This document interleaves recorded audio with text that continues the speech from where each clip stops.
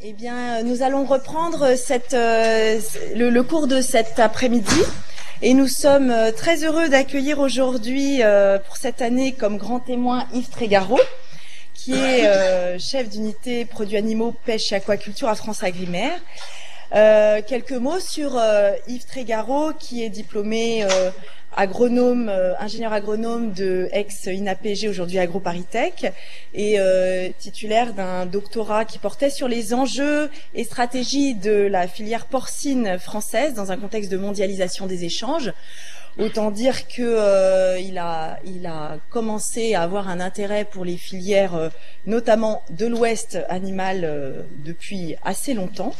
Et cette thèse lui a d'ailleurs valu de recevoir la médaille d'argent de l'Académie d'agriculture en 2002. Depuis, Yves Trégaro a régulièrement travaillé dans le domaine de l'analyse technico-économique de différentes filières animales. Et avant d'être, jusqu'à être à ce jour donc le chef du bureau à Agrimaire, produits animaux, pêche et aquaculture. Sur ces sujets, ses travaux ont donné lieu à plusieurs articles et ouvrages à destination de professionnels, et également dans le cadre du think tank du Club Déméter, où il est régulièrement invité en tant qu'expert, et dans des colloques et séminaires. Ses interventions sont régulières, également dans les médias. Il est un des animateurs actifs du GIS Élevage Demain, et où il coordonne actuellement une étude, il a coordonné récemment une étude de référence sur les emplois directs et indirects liés à l'élevage français, qui s'est achevée en juin dernier. Donc tous ces exemples, qui seraient trop longs de détailler, nous permettent d'envisager favorablement qu'il nous puisse faire bénéficier de son regard critique sur les forces, faiblesses des filières animales de l'Ouest. Et je le remercie au nom de l'équipe d'avoir accepté notre invitation. Pour mémoire, ce qu'il va nous présenter aujourd'hui a fait l'objet aussi d'une communication auprès de l'Académie d'agriculture, où il a manifestement ses entrées régulières. Merci de l'accueil.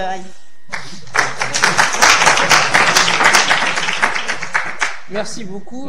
Écoutez, je suis très content d'être parmi vous cet après-midi. C'était un vrai plaisir d'analyser les propositions des étudiants, et c'est vraiment avec beaucoup d'intérêt que je les ai regardées. Et elles étaient effectivement très bonnes, et le choix a été compliqué. Donc cet après-midi, je vais essayer de vous présenter les atouts et les handicaps de l'agroalimentaire des productions animales du Grand Ouest dans un contexte européen et mondial, parce qu'en fait aujourd'hui il faut regarder l'Europe, voire le monde.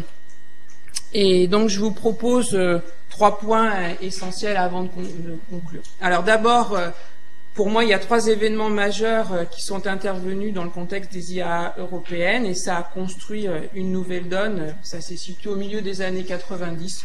On l'oublie trop souvent, mais c'est là où il y a eu 2 grandes décisions qui aujourd'hui portent leurs fruits dans certains pays européens, ou qui font que la France est parfois en difficulté sur certains secteurs.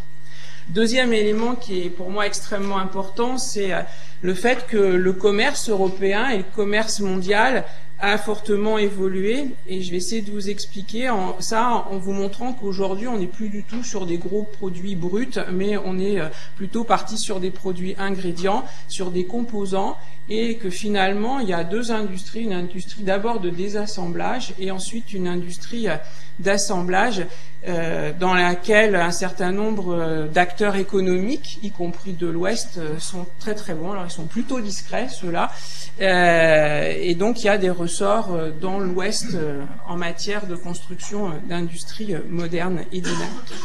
Et troisième point, c'est l'émergence d'acteurs de rang européen, voire mondiaux, avec des leaders en Europe de l'Ouest surtout, avec de la transformation du poisson, du cracking du lait, des entreprises de transformation de viande aussi qui se sont beaucoup développées en Pologne, et qui montrent que le barycentre aussi de l'Europe agro-industrielle s'est aussi déplacé. Et puis on essaiera de conclure justement sur la Bretagne, ses forces et ses faiblesses. Alors, pour commencer, les 3 événements majeurs au niveau européen et mondial. D'abord, c'est la signature des accords du GATT en 1994. C'est finalement la première fois que, au niveau européen et mondial, l'agriculture rentre véritablement dans un schéma de négociation internationale avec 3 enjeux majeurs. Les droits de douane, c'est-à-dire finalement la protection aux frontières de l'Union européenne, les taxes à payer à l'entrée de l'UE. Deuxième point, la concurrence à l'exportation, notre capacité à nous projeter sur les marchés internationaux et surtout à nous projeter sans aide de l'Union européenne. Et ça, c'est bien un des enjeux et défis à relever à cette époque-là. Et puis, tout ce qui concerne les aides directes à l'agriculture. Alors, elles sont pas propres à l'Union européenne. Les États-Unis, le Japon et d'autres sont extrêmement forts en matière de soutien interne. Et tout ça, finalement, a modifié le contexte d'exportation des opérateurs européens. Le deuxième point important, c'est ce qui est intervenu très récemment pour les dernières productions, notamment la filière volaille, avec la suppression des restitutions à l'exportation. C'était la dernière à en bénéficier, donc juillet 2013, la fin des restitutions pour le secteur de la volaille. Pour le bovin vivant, ça avait commencé dès 2005 et finalement, pour l'ensemble des productions animales, la fin des aides à l'exportation, elle s'est faite entre 2005 et 2013. À côté de la suppression des restitutions, il y a aussi une approche agro-environnementale de la PAC qui est intervenue. Ça veut dire aussi une distribution des aides un petit peu différente. Troisième point important au niveau européen, la sortie du régime des quotas laitiers qu'on est en train de vivre et qui est aussi une page importante qui est en train de se tourner avec je dirais un début qui est intervenu en 2006-2007 lorsque on a eu l'atterrissage en douceur des quotas laitiers, c'est-à-dire que progressivement l'Union européenne a desserré l'étau des quotas laitiers en augmentant la possibilité aux États membres de produire 1% de plus sans pénalité communautaire, c'est-à-dire s'il y a dépassement, il y a pénalité, et donc là il y avait une capacité, une marge de progression de 1% entre 2006-2007 et puis 2013-2014, soit en gros 8% de plus au total. Donc là, un contexte européen qui bouge aussi. Et puis le troisième élément qui est extrêmement important dans cette vision globale des éléments clés à avoir en tête, c'est l'élargissement de l'Union européenne à l'Est avec le déplacement du barycentre économique et aussi de consommation à l'Est, c'est-à-dire que finalement, aujourd'hui, la banane économique et la banane de consommation, elle commence à Londres, après elle passe par le Danemark, les Pays-Bas, elle descend par l'Allemagne et elle finit à Rome. Et là aussi, la France, elle se trouve de plus en plus excentrée de ce barycentre économique et de consommation. L'émergence de grandes entreprises, notamment dans tout ce qui est traiteur de la mer, on verra un exemple tout à l'heure.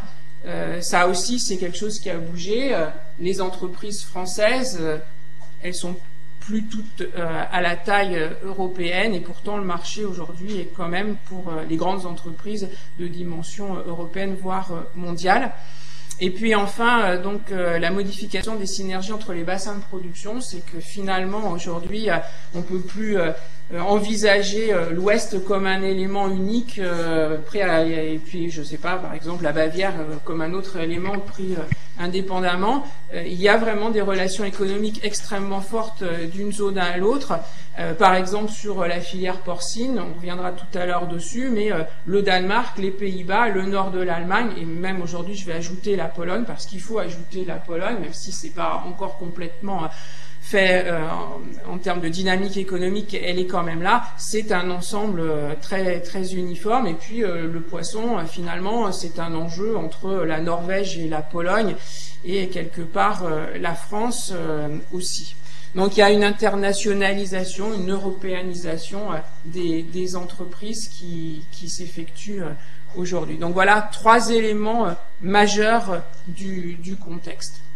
Alors l'évolution du contexte européen et mondial, avec vraiment une profonde modification. C'est ce que j'ai essayé d'expliquer ce matin au colloque Valorial qui a lieu dans les murs juste à côté, avec des industriels qui sont en train de réfléchir sur leur stratégie, les innovations futures. Et en fait, c'est tout le métier du cracking des produits aujourd'hui qui est en jeu, ou du désassemblage si on est sur les viandes, pour avoir une valorisation des différents composants qui existent, soit d'une carcasse, soit d'un produit liquide. Alors pour essayer de vous montrer ça, vous avez ici sur ce graphique l'évolution des échanges internationaux des produits laitiers au travers de la nature des produits. Alors déjà, vous voyez que la courbe, l'histogramme présente une évolution croissante, avec une croissance qui est de l'ordre de 10% par an. C'est quand même très intéressant d'avoir un marché mondial qui croît de 10% par an, et qui donc laisse des opportunités majeures pour les opérateurs. Et ce que vous voyez, c'est qu'il y a un certain nombre de produits qui progressent plus que d'autres. Alors les poudres grasses, alors ça c'est plutôt le fait de la Nouvelle-Zélande, et c'est un produit basique. Ensuite des poudres écrémées, qui est déjà un produit beaucoup plus technique, et qui va servir aujourd'hui comme composant de base à la fabrication des poudres de lait infantile qui sont exportées sur l'Asie, notamment sur la Chine, et ça présente des aspects de valeur ajoutée. Ensuite, vous avez les préparations infantiles qui sont préparées dans les pays où on produit du lait et qui partent directement à l'exportation sous cette forme-là. Des fromages ingrédients, ça aussi, c'est une évolution. Aujourd'hui, à travers le monde, le fromage circule. Il faut l'Edam, le Gouda, le cheddar, l'emmental, la mozzarella, tout ça, ça circule à travers le monde, soit sous forme brute d'ailleurs, soit sous forme râpée, pour faire tous les produits transformés et élaborés que vous allez retrouver sur les pizzas, dans les tourtes, dans les hamburgers, etc. Donc là, on est typiquement sur le produit d'assemblage qui va venir compléter une préparation avec des tomates, du jambon et de la pâte, si on prend l'exemple de la pizza. Du beurre, produit basique tout bête, du lactosérum, qui est devenu un produit à très haute valeur ajoutée, qui il y a quelques années on donnait ça aux cochons. Dans le Jura, on trouvait des porcheries à côté des fruitières. Aujourd'hui, le lactosérum, ça vaut plus cher qu'un certain nombre de fromages directement. C'est le coproduit aujourd'hui qui a plus de valeur ajoutée. Pourquoi? Parce que à partir de lactosérum, on récupère des protéines du lait, et ces protéines vont être intégrées à des poudres écrémées pour faire justement cette fameuse poudre de lait infantile qui partira en Asie. Alors après, dans le lactosérum, il faut aussi chercher d'autres protéines avec des propriétés technologiques spécifiques qu'on va retrouver dans plein de domaines de l'agroalimentaire, mais aussi dans d'autres applications technologiques, y compris les cols de papier peint qui présentent ce genre de composants. Fromage frais, ça aussi c'est nouveau. Il y a 10 ans, 15 ans, il y avait peu de commerce international en termes de fromage frais. On a beaucoup amélioré la capacité sanitaire de ces produits et de leur durée de vie, qui fait qu'aujourd'hui on peut les exporter à plus longue distance. Et puis vous voyez encore plein d'autres produits. Alors juste un dernier élément qui est aussi intéressant à regarder, qu'il faut jamais oublier quand on est un industriel, c'est la période 2009, 2008-2009, où il y a eu cette fameuse crise économique, alors d'abord financière avec les subprimes, et après qui a déteint sous la forme économique, qui a touché l'ensemble du monde, et notamment l'Asie. Et comme l'Asie, c'est le première grande zone importatrice de produits laitiers, et bien finalement les classes moyennes ont eu plus de difficultés à acheter des produits laitiers, et il y en avait trop sur le marché européen, les prix se sont effondrés, ce qui explique voilà ce creux, et ça il faut jamais l'oublier. Alors juste un graphique sur ces composants laitiers ici du lactosérum et des protéines du lait extraites. Vous voyez donc cette évolution au cours des dernières années qui est créatrice de fortes valeurs ajoutées. C'était juste un exemple un petit peu plus spécifique que le graphique précédent. Deuxième élément que je voulais vous montrer, qui est très important pour l'Ouest, et qui doit amener à réfléchir, c'est les exportations brésiliennes de viande de volaille. Il y a finalement aujourd'hui très peu d'opérateurs sur le marché mondial de la viande de volaille, 3-4, la France, enfin l'Europe d'une manière générale, dont la France avec le poulet entier congelé, les États-Unis, le Brésil et la Thaïlande qui revient sur le marché après quelques soucis d'influenza aviaire entre 2003 et 2012. Et ce que je voulais vous montrer sur ce graphique, c'est que finalement, il y a une croissance des exportations mondiales brésiliennes. Elles sont en train de se stabiliser sur les dernières années. Mais ce que vous voyez aussi, c'est que ce n'est plus que du poulet entier, congelé, que les Brésiliens exportent. C'est aussi de la découpe, des pièces. Et ça aussi, c'est une évolution relativement importante du commerce, c'est-à-dire que les Brésiliens, aujourd'hui, sont capables de vendre des cuisses à un endroit, du blanc de poulet en Europe, notamment en France, pour faire un certain nombre de produits élaborés, par exemple une pizza au poulet, typiquement, vendre un certain nombre de matières premières qui vont permettre de faire des nuggets, des panés, etc. Par exemple, l'entreprise Moy Park, qui est présente à Enambomo en France, est une entreprise brésilienne, et donc avec un flux depuis le Brésil jusque sur le nord de la France. Donc ces produits, de plus en plus, ils s'échangent sous forme découpée, de plus en plus travaillée. Par exemple, les pâtes, elles partent en Chine. Voilà, tout se vend. Les abats se vendent en Chine, etc. Même s'il y a encore une part qui est sous forme de produits entiers congelés, mais qui a tendance à diminuer. Donc voilà un petit peu pour la volaille. On a vu avant les produits laitiers. Maintenant, je vais aller sur la carcasse de porc, parce que c'est un très bon exemple et qui montre aussi les stratégies à l'œuvre à l'intérieur de l'Europe. Je vous ai donné des éléments sur les marchés internationaux. Historiquement, les marchés internationaux ont été beaucoup plus sur la découpe très très tôt. On ne transporte pas d'os à travers le monde, ou le moins possible. On essaye de transporter des produits élaborés. Et je vous ai dit, dans les années 95, il y a quelque chose qui s'est passé aussi en Europe. Alors, l'Allemagne est à l'origine de ces évolutions. Dans les années 95, l'Allemagne a repensé complètement son système agroalimentaire et a reformaté son industrie agroalimentaire, ce qui fait qu'aujourd'hui, elle en bénéficie, je dirais, de cette réflexion. Et c'est ce qui explique aussi sa puissance aujourd'hui sur le niveau européen et sa croissance sur le marché mondial. Et sur ce graphique, vous voyez en fait l'évolution du taux de carcasse échangé à l'intérieur de l'Europe. Alors, historiquement, un certain nombre de pays découpent leur carcasse très fortement. C'est le cas du Danemark. Danemark, petit pays, pays présent à travers le monde, qui exporte depuis très longtemps du spare ribs, donc du travers de porc, la partie osseuse des côtes de porc sur le marché américain. C'est le seul à pouvoir le faire pratiquement en Europe, qui exporte des poitrines grasses en Corée, qui exporte de la longe au Japon, etc. Donc lui, historiquement, découpe tous ces morceaux et les vend sur les différents marchés, toujours en cherchant la valeur ajoutée à tout instant. Vous avez l'Espagne qui est représentée en rouge, qui est très intéressant, qui avait un taux de découpe relativement bas, avec 30% de carcasses encore présentes dans les années 95. Et vous voyez, aujourd'hui, il est à 5-6%. L'Espagne a mis en place une stratégie de la même nature que celle que l'ont fait les Danois, c'est-à-dire découper les pièces pour les vendre en Europe et dans le monde. Alors d'abord l'Europe pour eux et ensuite le monde. Et aujourd'hui, ils nous dament le pion sur des marchés comme la Corée, le Japon, où on a perdu pas mal de place par rapport à eux en relatif. Vous avez d'autres pays comme les Pays-Bas où ça fluctue, mais quand même à un niveau relativement bas et toujours inférieur à la moyenne communautaire qui est représentée en noir. Et puis vous voyez au-dessus la France, avec finalement un taux de carcasse nettement plus élevé. Et quelque part, c'est seulement dans les années 2008-2009 que nos industriels français ont commencé à prendre le pli et à aller vers des produits découpés. J'ai envie de dire, quelque part, il était temps, puisqu'à partir du moment où le marché européen devient un marché de pièces, où les industries de transformation de la charcuterie qui s'approvisionnent n'achètent plus de carcasses, mais achètent que des pièces, et celui qui fait des rillettes, il achète des gorges pour X quantité, des poitrines en X quantité, en Y plutôt quantité, etc. pour faire vraiment la composition de son pot de rillettes. Et il n'achète plus tous les éléments à côté dont il n'a plus besoin.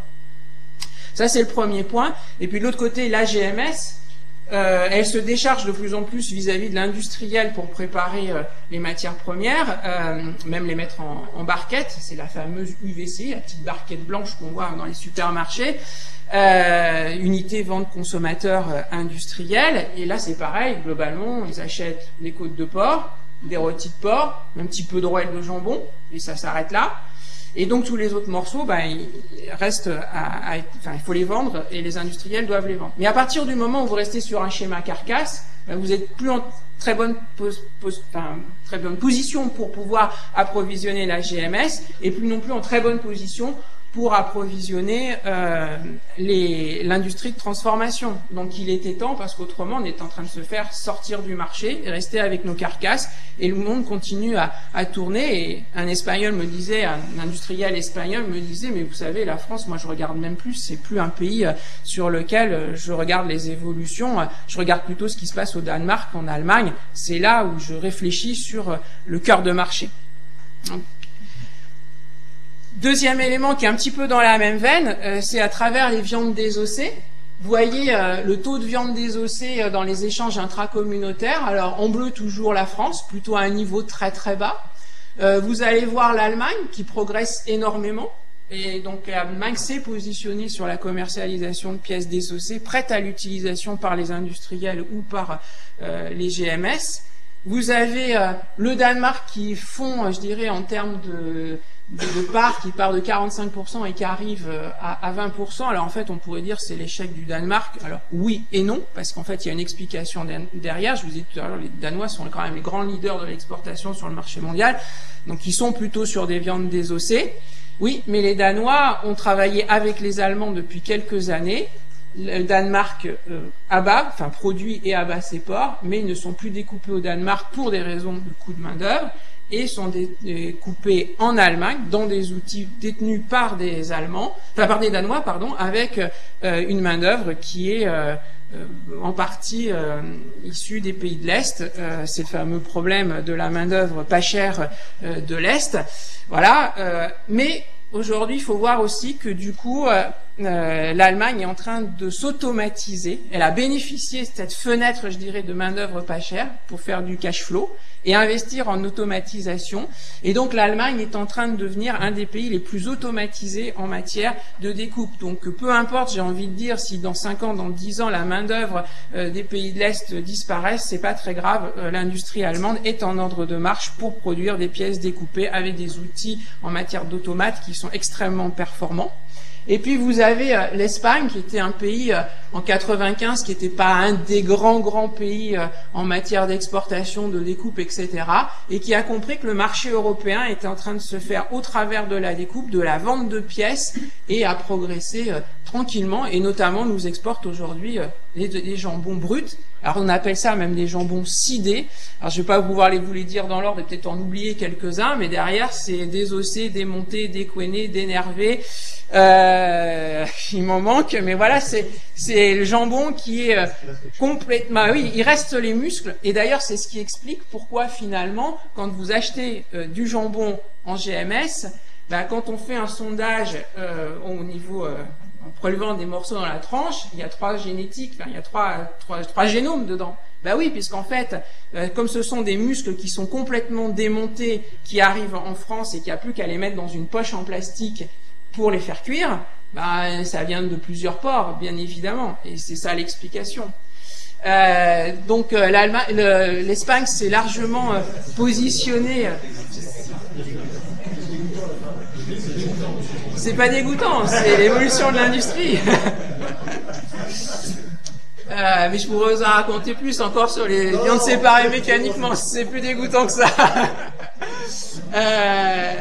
Donc globalement, l'Espagne a compris cette évolution du marché européen et donc a une croissance relativement forte et maintenant développe ses exportations sur le marché mondial puisqu'elle a des pièces qui répondent aux besoins du marché mondial et notamment Corée et Japon.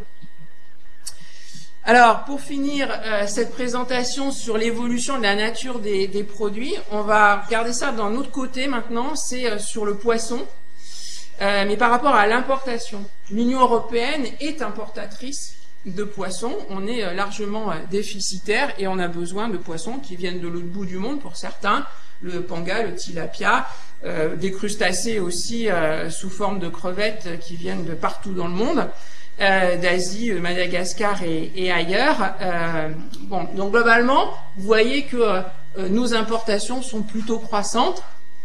Ça, c'est un point. Le deuxième point qui est à regarder, c'est que finalement, il y a une évolution aussi des poissons frais, mais sous forme brute, qui vont être travaillés en France et en Europe, et aussi une augmentation de ce qui est sous forme de chair et de filet, qui est représenté en vert sur le graphique. Et ça, c'est extrêmement important. C'est-à-dire qu'aujourd'hui, même en Europe, provient de l'autre bout du monde des produits qui sont déjà traités, entre guillemets, c'est-à-dire qu'on a enlevé toutes les parties qui n'étaient pas intéressantes, on ne conserve que le filet, et voire même ce filet, il est déjà pré-tranché dans certains cas, notamment quand il vient de Norvège, si on prend le cas du saumon. Et puis on achète aussi des chairs, donc c'est quelque part la même chose que des viandes séparées mécaniquement, c'est ce qui reste une fois qu'on a enlevé les filets, et on essaie de récupérer le maximum de protéines, puisque la protéine de poisson vaut quand même relativement cher, et c'est ce qu'on va essayer de travailler en France au travers de produits hautement élaborés et de reconstituer des chairs, enfin des morceaux, enfin entre guillemets, à travers de la chair, et l'incorporer dans différents plats. Donc là, on voit aussi très très bien que on importe en provenance du reste du monde des produits de plus en plus élaborés. Donc voilà l'idée qui me paraît extrêmement centrale, c'est de comprendre que finalement aujourd'hui on n'est plus sur des commodities, des produits bruts, on utilise des produits qui sont des ingrédients et qui vont être assemblés. Deuxième point important, c'est que finalement aujourd'hui il y a l'émergence d'acteurs au niveau européen qui sont de taille relativement importante.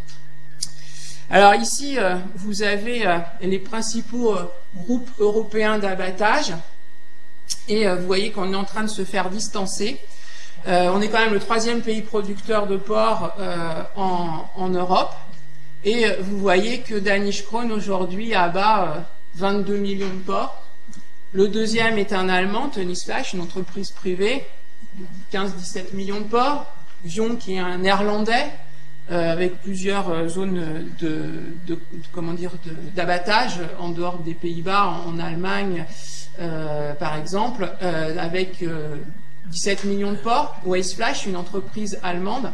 Et vous voyez, après on descend quand même très très bas avec Copperlark Atlantic, Bigard, et surtout l'élément marquant qui est à retenir, c'est qu'aujourd'hui une GMS rentre dans les 10 premiers en termes d'outils industriels. Intermarché, avec plusieurs outils aujourd'hui, donc Gatine Viande, qui est pas très loin d'ici, JPA, qui a été repris à ACCAB, mais aussi des outils de travail des coches, donc des truies de réforme, avec Trémorel pour faire du saucisson, et puis Briec-sur-Audet aussi pour faire du saucisson. Et avec derrière une charcuterie qui va avec, c'est-à-dire Celtic comme entreprise, et après les charcuteries du Lignon pour les produits secs. Il m'en manque une, mais bon, c'est pas grave. Ouais, aujourd'hui il y a toute la stratégie qui va avec. C'est quand même très important parce que c'est quand même un modèle très particulier qui vient s'inscrire dans l'ouest de la France et qui fait aujourd'hui partie d'un des 3 modèles de l'ouest. D'un côté, vous avez Bigard, privé, pur abatteur finalement, avec pas d'industrie de transformation, pas d'appro en droite ligne. À côté de ça, donc Intermarché avec Leclerc, avec Carmenet, qui ferme un 2e groupe, et puis 3e groupe, filière hautement intégrée, système coopératif de Coopère. Donc vous voyez, dans l'Ouest, vous avez quand même aujourd'hui Intermarché qui joue avec Leclerc pour à peu près un tiers comme schéma de commercialisation. Mais voyez, globalement, la France se fait distancer par les grands. Sur le bovin, je vous ai mis ici l'exemple très français avec Bigard, Socopa, qui représente à lui seul 40%, mais qui est présent uniquement en France, qui n'a pas d'outils industriels en Europe. Le deuxième est Livia, donc Terrena. Le troisième, SVA. Là encore, on est chez Intermarché. un des grands leaders en matière d'abattage bovin. Et ensuite, on descend très très bas, Sicarev qui est d'un côté de Roanne, Saint-Étienne, plutôt sur le bassin allaitant, et puis après c'est fini. Donc aujourd'hui, il y a un outil industriel important en France, de dimension européenne, mais qui est présent uniquement sur le sol européen. Dernier élément, l'industrie laitière qui a pris un cheminement complètement différent. L'industrie laitière dans le monde, avec ici vous avez les 20 premières entreprises laitières dans le monde. Vous voyez qu'entre 99 et 2013, il y a une croissance extrêmement forte. Et puis ensuite, vous avez différentes tailles de leaders. Alors les 3 premiers flottants, donc les 3 premiers à chaque année. Ensuite, les 3 premiers français. Donc vous pouvez vous douter, vu le graphique, que dans les 3 premiers français, il y en a quand même pas mal qui sont dans les 3 premiers flottants. Et les 3 premiers de 99 et qui sont à peu près dans la même veine. Donc ça veut dire que les grands leaders sont restés à peu près de même taille, ils n'ont pas évolué énormément, mais par contre, l'industrie laitière mondiale a connu une très très forte restructuration, et c'est tous ceux qui étaient de taille intermédiaire qui se sont développés pour arriver à de très très grands leaders internationaux.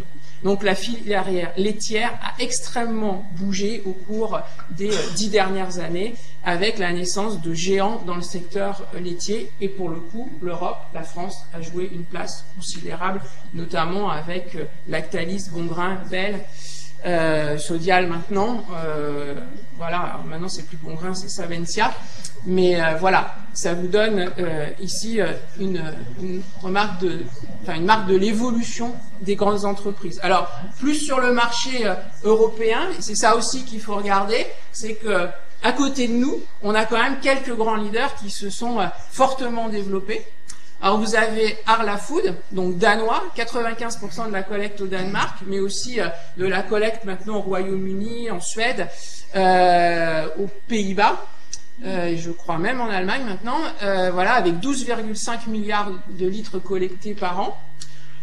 Lactalis, français, donc avec 15 milliards, mais 15 milliards, ça c'est l'ensemble de l'activité de Lactalis, et Lactalis est présent dans le monde. Si ma mémoire est bonne, ouais, c'est ça, 20% de la collecte, et c'est à peu près 20% de chiffre d'affaires, donc c'est que ça colle. Voilà, tout le reste se fait à l'étranger. Donc aujourd'hui, les producteurs de lait en France sont importants pour Lactalis, pour l'approvisionnement du marché national, mais ce sont plus uniquement des producteurs français qui approvisionnent Lactalis, loin de là. Aux Pays-Bas, donc la fusion de Friesland et de Campina qui a donné naissance à Friesland Campina pour 8,3 milliards de litres, avec les Pays-Bas, une collecte là-bas qui représente 80%. Ça veut dire que à côté de ça, il y a quelques autres petites entreprises, et puis Friesland Campina qui collecte aussi dans d'autres pays, et notamment l'Allemagne. DMK, un Allemand, qui est la fusion de Nordmilch et du Manamilch, avec 7 milliards de litres de lait, et ça représente 20 à 25% de la collecte européenne. Et puis après, dans ceux qui sont derrière, Sodial, avec à peu près 4,5 milliards de litres, et puis Agrial, qui a diminué, j'ai pas mis mon transparent à jour depuis le mois de juin, mais c'est pas grave, avec finalement d'un côté Senoble qui fait son chemin, et Agrial qui fait son chemin de l'autre. Donc les volumes sont en diminution relativement forte. Vous voyez quand même que, mis à part Lactalis, en Europe, vous avez de très très gros leaders aujourd'hui qui se sont construits. Alors, dernier exemple sur cette construction d'outils européens. Alors, la Bretagne est un gros industriel en matière de transformation de saumon. C'était, j'ai envie de dire. C'était, mais c'est encore quand même, Marine Harvest n'est pas complètement parti, loin de là. Mais ce qu'il faut voir, c'est que aujourd'hui, ça se passe plutôt en Pologne qu'en France. Donc la production de saumon fumé en Pologne, c'est 55 000 tonnes, et ils en exportent 45 000 tonnes. Donc ils sont devenus très gros producteurs et exportateurs de saumon fumé en Europe. La France, c'est aujourd'hui 45 000 tonnes, alors qu'il y a quelques années, on était au même niveau que les Polonais, et on en importe 4 000 tonnes, essentiellement en provenance de Pologne. Alors regardez bien les étiquettes, retournez les plaquettes de saumon fumé, regardez bien l'estampille vétérinaire, et si vous avez PL en premier prix, ça vient de Pologne, et il y en a de plus en plus. Alors, ces produits-là, ils sont fabriqués comment? En fait, au travers d'une entreprise qui s'appelle Morpol, qui est une très très grosse entreprise aujourd'hui, qui est originaire de Norvège finalement, avec 3000 emplois, 80 000 tonnes, 9 pays où il y a des implantations. Il y en a même en France, bien évidemment. C'est une plateforme d'importation essentiellement, au Royaume-Uni, en Allemagne, et avec des bases d'approvisionnement qui peuvent provenir de Norvège et d'Écosse, par exemple. Donc voilà, et tout ça c'est inclus dans Marine Harvest aujourd'hui, et donc si on prend l'ensemble du groupe, c'est 10 200 emplois, plus de 400 000 tonnes réparties sur 22 pays, avec un approvisionnement qui est aujourd'hui complètement mondialisé: Norvège, Écosse, Chili, Canada, îles Féroé, Irlande. Donc vous voyez qu'en l'espace de quelques années, d'abord l'industrie de transformation du poisson, c'est du saumon fumé, les traiteurs, on va dire, s'est déplacé sur la Pologne, et que c'est une industrie complètement mondialisée en matière d'approvisionnement. Voilà, et dernier élément avant de conclure, c'est la filière porcine en Europe, pour vous montrer aujourd'hui que tout le nord de l'Europe est complètement fusionné en termes agro-industriels. Vous avez le Danemark, avec des élevages qui se sont spécialisés dans le naissage. Ce sont les meilleurs techniquement, il n'y a aucun doute là-dessus, y compris avec la production de porcelets sans antibiotiques, par exemple, toujours en avance sur le bien-être animal, sur le besoin du consommateur, justement sans antibiotiques, avec la production de porcelets. Les Pays-Bas en dessous, qui font aussi beaucoup de naissage, un peu d'engraissement. Et ces porcelets et ces porcs charcutiers, alors les porcelets vont aller vers l'Allemagne pour être engraissés, et les porcs charcutiers seront abattus en Allemagne. Donc l'Allemagne fait du naissage et vient compléter ses besoins en porcelets en provenance du Danemark et des Pays-Bas, où ils sont engraissés. Les abattoirs, bien évidemment, abattent les porcs en provenance d'Allemagne, mais aussi en provenance des Pays-Bas pour compléter leurs approvisionnements. Et finalement, aujourd'hui, en Allemagne, dans ce qui passe dans les outils d'abattage, il y en a quand même 25% qui ne sont pas nés aux Pays-Bas, qui sont pas nés en Allemagne, mais qui sont nés aux Pays-Bas ou au Danemark. Alors la force de l'Allemagne, elle se construit sur la production de pièces, c'est ce que je vous ai expliqué au travers du démontage. Alors ça va sur le marché européen. Et autrement, pour la viande fraîche, c'est ce que vous allez trouver dans les hard discount français, par exemple. Dans les hard discount français, vous trouvez beaucoup Tony's Flash. Donc là, pareil, regardez les estampilles vétérinaires, elles seront DE. Et les pièces, elles vont aller vers la Pologne pour pouvoir faire du jambon cuit. Et l'avantage, eh bien, c'est qu'au départ de la Pologne, on peut exporter sur les États-Unis, parce qu'historiquement, avant que la Pologne rentre dans l'Union européenne, il y avait un accord privilégié de relations entre les États-Unis et la Pologne. Donc les Danois, ils ont tout compris, globalement, avec les Allemands, avec les Polonais, avec les Néerlandais. Ils ont construit une segmentation des actes de production en fonction de là où chaque acteur est le meilleur. Et finalement, avec ce schéma-là, ils arrivent à exporter partout dans le monde. Dernier élément, c'est le référentiel QS. Là aussi, ils ont été très malins. Ils ont mis en place un référentiel de qualité standard. Globalement, c'est pas beaucoup plus que la norme européenne. Mais par contre, ils ont réussi à l'imposer d'abord en Allemagne vis-à-vis de leurs transformateurs. Et le problème, c'est qu'aujourd'hui, les transformateurs allemands, et en Allemagne, il y a beaucoup de transformateurs en matière de charcuterie, ils disent, nous, on veut de la viande QS qui rentre dans nos outils, parce que comme ça nous donne une garantie de sécurité par rapport à un cahier des charges. Et le problème par rapport à ça, c'est que les entreprises néerlandaises, danoises, françaises, espagnoles, pour pouvoir approvisionner l'industrie de la charcuterie allemande, il faut qu'ils soient agréés QS. Et là, on a un petit souci, c'est que nous, on n'arrive pas bien à causer avec QS. Donc, du coup, les entreprises ne sont pas agréées QS, elles disent que c'est des coûts supplémentaires. Mais les Espagnols, ils se sont dit quand même, nous, on a des pièces sur les bras, et l'Allemagne, ils font beaucoup de charcuterie, matin au petit-déj, mozzarella et compagnie, saucisses. ça nous intéresse quand même de pouvoir exporter des pièces brutes sur l'Allemagne. Donc, ils se sont fait agréer QS. Donc, aujourd'hui, l'Espagne exporte tous ces excédents de pièces qu'elle a du mal à vendre, qui n'a pas beaucoup de valeur ajoutée, vers l'Allemagne pour pouvoir travailler ces pièces en produits transformés. Et nous, avec notre VPF, on n'est pas tout à fait dans la bonne ligne. Et donc, on n'arrive pas à exporter sur l'Allemagne. On se fait sortir du marché allemand, alors qu'historiquement, on était très présent. Il ne faut pas oublier qu'en 1994, l'Allemagne importait 1 million de tonnes de porc, dont une partie en provenance de France. Et aujourd'hui, c'est l'Allemagne qui exporte de la viande sur le marché français, à la fois pour les GMS et aussi pour l'industrie de la charcuterie, notamment des jambons. Voilà, c'était pour vous dire que ça avait bien bougé au cours des 10 dernières années et que donc il y a une évolution extrêmement forte du contexte mondial et européen, une progression de l'intégration dans les différents maillons de filière. J'ai essayé de vous le montrer fortement au travers du porc, mais je pourrais et de l'aquaculture au travers du saumon fumé et du saumon brut. Mais c'est aussi vrai en bovin, c'est aussi vrai en volaille dans différentes parties du monde. Alors des groupes qui atteignent aujourd'hui des tailles critiques pour participer au commerce mondial. Commerce mondial, c'est compliqué. Il y a des enjeux sanitaires, il y a des enjeux douaniers, il y a des enjeux de taux de change, etc. Et il faut avoir une certaine compétence. Ça ne veut pas dire que les PME ne peuvent pas y aller, mais il faut s'entourer de compétences pour pouvoir y aller. Et ces grands groupes se sont structurés aujourd'hui pour être acteurs du marché mondial.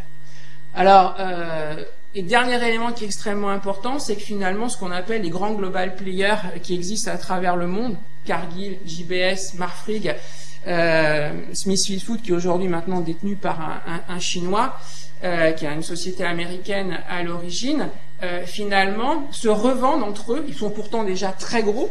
Ils traitent des quantités de viande relativement importantes chaque année. Et même s'ils sont très gros, entre eux, ils se revendent des parts d'entreprise pour pouvoir être toujours le meilleur dans un pays donné. C'est pas intéressant d'être numéro 2 dans un pays, parce que vous allez être toujours à ramer derrière. Donc il vaut mieux vendre ce morceau-là à votre concurrent, mais que votre concurrent, il accepte de vous vendre dans le pays d'à côté, par exemple en Argentine, là où il est numéro 2, ça part, pour que vous confortiez votre place de premier. Donc à l'intérieur des plus importantes entreprises aujourd'hui mondialisées, il y a un jeu de redistribution qui est en cours d'opération, et eux-mêmes confortent leur position. Alors maintenant, la France là-dedans, l'Ouest. Alors ça va sans dire que la France est en difficulté. Je pense que les manifestations d'éleveurs dans l'Ouest entre juin et septembre montrent quelque part des difficultés. Ensuite, le nombre d'entreprises qui ont connu des difficultés, des défaillances dans l'Ouest, il y en a eu un certain nombre ces dernières années. Donc voilà un petit peu, j'ai essayé de mettre ça en parallèle par rapport à ce qu'on vient de voir. Donc finalement, l'état des lieux, c'est qu'il y a une évolution du marché européen vers des produits intermédiaires, avec un recul des ventes de commodités basiques, typiquement la carcasse ou la poudre grasse ou la poudre maigre sans spécification. Et on était plutôt sur ce type de produit. C'est quelque part, alors je sais que certains disent qu'il n'y a pas de modèle breton, mais j'ai envie de dire historiquement, c'est bien là où se situe quand même le modèle breton. Et donc voilà, carcasse de porc, quartier de bovin, poulet entier congelé, c'est-à-dire produits bruts. Une concurrence qui est de plus en plus forte à nos frontières avec le lait.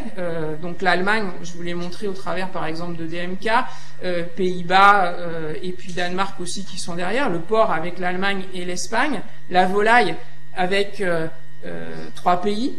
L'Allemagne, la Belgique et les Pays-Bas. Aujourd'hui, il faut savoir que 40% du poulet qui est consommé en France est importé. 80, pour pas dire 90% du poulet qu'on mange dans une cantine provient soit d'Allemagne, soit de Belgique, soit des Pays-Bas. Et que même en GMS aujourd'hui, les premiers prix sont vendus sous la forme de la marque Plucon, qui est une marque néerlando-belge, avec des outils industriels, y compris en Allemagne.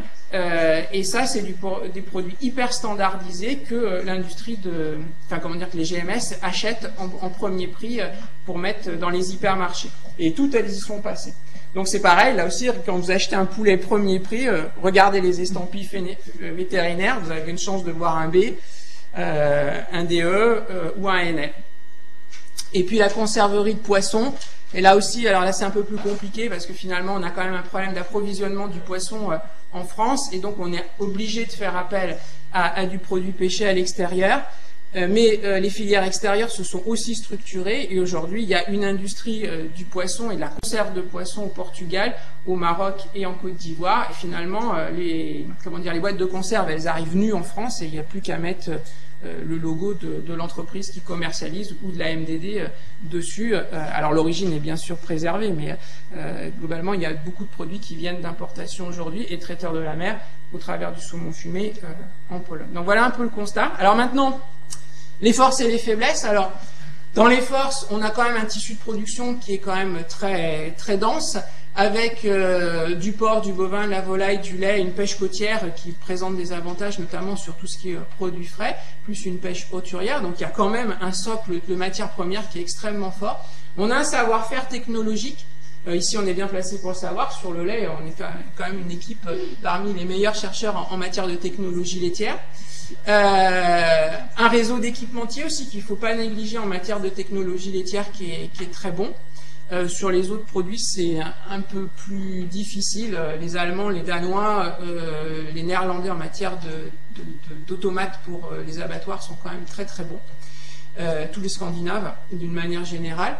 On a des entreprises qui sont tournées vers des produits élaborés. Contrairement à l'idée qu'on s'en fait, il y a quand même de très très bonnes entreprises qui sont très discrètes. Alors, il y adhère un peu moins, mais les autres, Charal un peu moins aussi, mais il y a quand même des entreprises de l'agroalimentaire qui font beaucoup de produits pour la RHF qui sont très discrets et qui marchent très bien, qui ont complètement compris la logique d'intégration des produits et qui leur permettent aujourd'hui d'être sur le marché européen, voire sur le marché mondial, c'est-à-dire en capacité d'exporter tous les jours des produits plus ou moins frais, enfin frais ou congelés, sur le marché international jusqu'au Japon. On a des atouts logistiques, l'Ouest a des atouts logistiques avec ses deux voies rapides, Rennes-Quimper ou Rennes-Brest, et puis les voies maritimes avec Montoire, qui est en Pays de Loire, mais qui n'est pas très très loin de la Bretagne, et Brest. Alors dans les faiblesses, surcapacité industrielle, globalement ça c'est quand même un noyau dur qu'il va falloir un jour quand même traiter jusqu'au bout. C'est-à-dire qu'un outil d'abattage porcin, s'il est à moins de 85% de sa capacité installée, il perd de l'argent dès qu'il ouvre ses portes. C'est malheureux à dire, et même les industriels vous diraient que c'est plutôt aux alentours de 87%, voire 90% qu'il faut aller.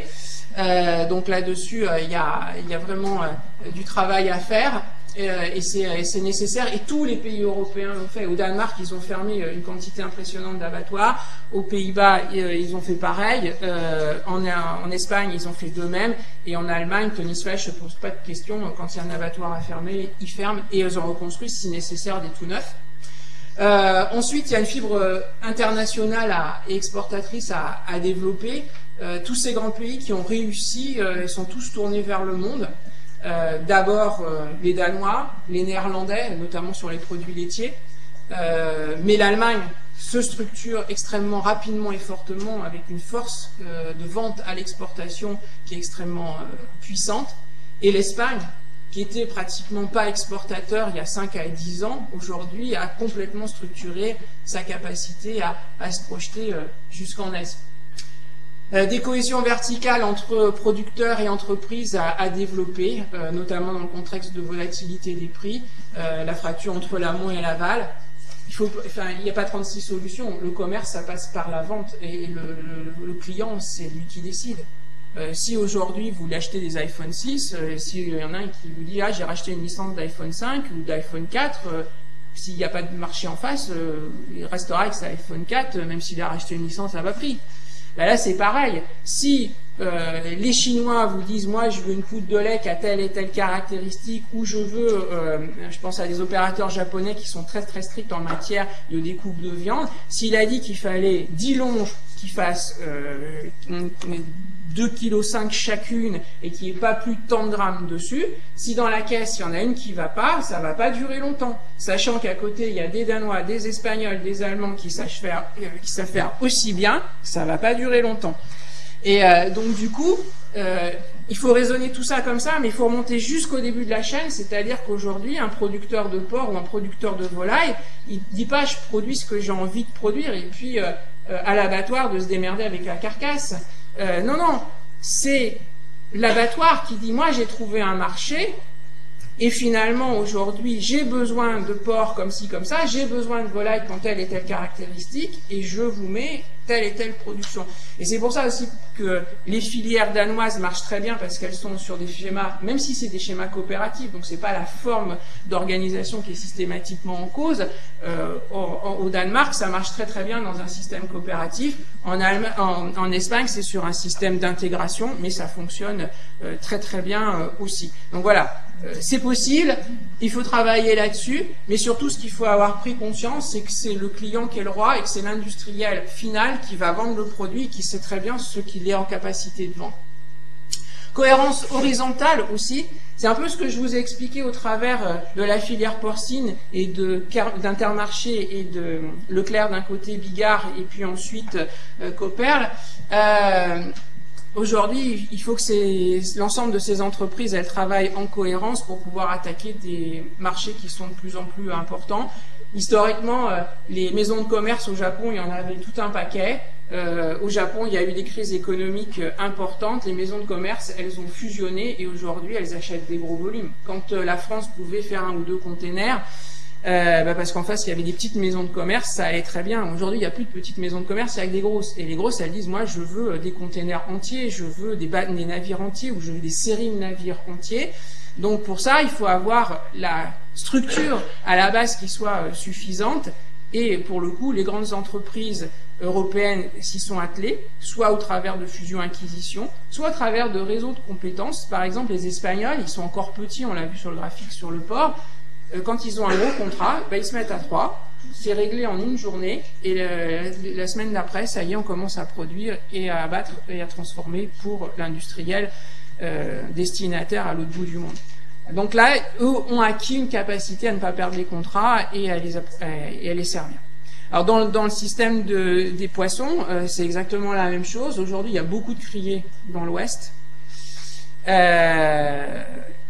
Quelque part, les mareyeurs sont en train de se structurer. Là, il y a une très grosse fusion qui est en train d'intervenir, qui est même faite entre Maritime et Océalliance, qui va faire probablement le premier leader européen en matière de mareyage en Europe. Donc du coup, derrière, il va falloir approvisionner en poissons. Est-ce qu'une structuration avec autant de criées en Bretagne est favorable à ça? Il faut se poser au moins la question. Même si on garde autant de points de débarquement, il faut sûrement les organiser très fortement pour pouvoir répondre à ces opérateurs de taille très importante.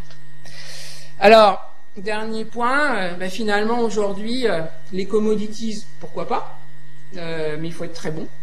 Après, comme on est plutôt maintenant dans le rang des tailles moyennes pour un certain nombre d'entreprises, il faut jouer sur le plus que les autres n'ont pas. Donc c'est surtout sur l'élaboration de produits, l'innovation, la qualité de service et beaucoup d'autres paramètres.